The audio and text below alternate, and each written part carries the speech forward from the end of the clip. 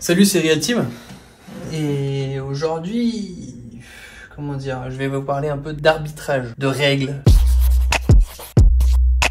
Inscris-toi au mail créatif si c'est toujours pas fait. Abonne-toi, commente, like, partage. Ça comment tu commences à le savoir à un moment donné. Le conseil du jour pour les créatifs. C'est maintenant. Imaginez un match de rugby sans arbitre. Une vraie boucherie. Le retour à l'âge de pierre, quoi. On pourrait sortir du terrain seulement mort ou vivant, tu vois. Ce serait complètement marteau comme truc. C'est un peu l'arène, quoi. On rentre et on sait pas si on ressortira. Malheureusement, ça a été le cas. Au début du rugby en France, dans les années 50-60, c'était vraiment la guerre civile, quoi. Il y a des mecs qui se faisaient arracher le visage avec des coups de crampon. Enfin, c'était l'horreur. Et aujourd'hui, il y a de moins en moins de morts à cause du rugby. Et il y a vraiment de plus en plus de règles. C'est très, très, très minutieux. L'arbitre au milieu de tout ça, qui est en général un petit gabarit comparé aux piliers qui sont sur les côtés, des gros blocs, eh ben il a un pouvoir énorme. On lui a conféré un pouvoir énorme. Ça veut dire qu'en fait, quand il met un carton jaune ou un carton rouge, il y a une amende qui s'ensuit pour le club. Donc le mec, il fait 150 kilos, plein de muscles, machin, l'autre, il en fait 80. Il lui tend un carton rouge, le mec se tait et s'en va sur son banc. Personne moufte, quoi. C'est assez ouf. Et le fait que l'arbitre ait il y a un respect de l'arbitre, ça découle du fait qu'on lui a conféré un pouvoir et des règles du jeu très précises. Alors pourquoi est-ce que je vous parle de ça? En graphisme et en créativité, alors je vous parlais du graphisme, mais en graphisme c'est pareil. Il y a des règles du jeu. Il y a des règles du jeu.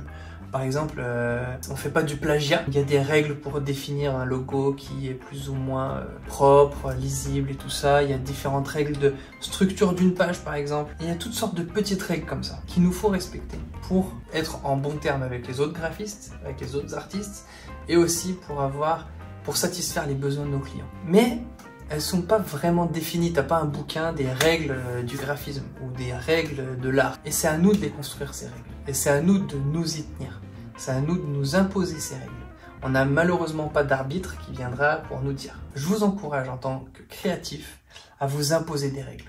Des règles, par exemple, si vous êtes un gros fêtard, essayez de sortir 1 ou 2 fois maximum par semaine parce qu'en fait, ça vous bouffe et vous n'arrivez plus à être productif le reste de la semaine. C'est un exemple. C'est un exemple que moi, je me suis imposé il y a quelques années. Oui, bon, d'accord. Si vous procrastinez comme moi, eh ben, imposez-vous une règle de to-do list. Trouvez vos petites règles, trouvez votre arbitre quelque part et essayez de vous y tenir. Je vous encourage à ça. Et toi, quelles sont les règles que tu t'es fixées dans ta vie professionnelle, en tant que graphiste, en tant que créatif? Et par exemple, essaye de les mettre dans un coin de ton bureau. Voilà, moi j'ai ma petite to-do list, là, de fin de journée, qu'il faut que j'ai fait. J'ai une autre to-do list en haut, là-bas. Voilà, c'est un peu plus... c'est une to-do list un peu plus conséquente, mais sur comment une bonne vidéo doit être créée. Et là, j'ai mes 3 valeurs, mes 3 grosses valeurs, et ça, c'est pareil, c'est quelque chose, c'est ma règle de vie, de travail. Voilà, c'est fini pour aujourd'hui.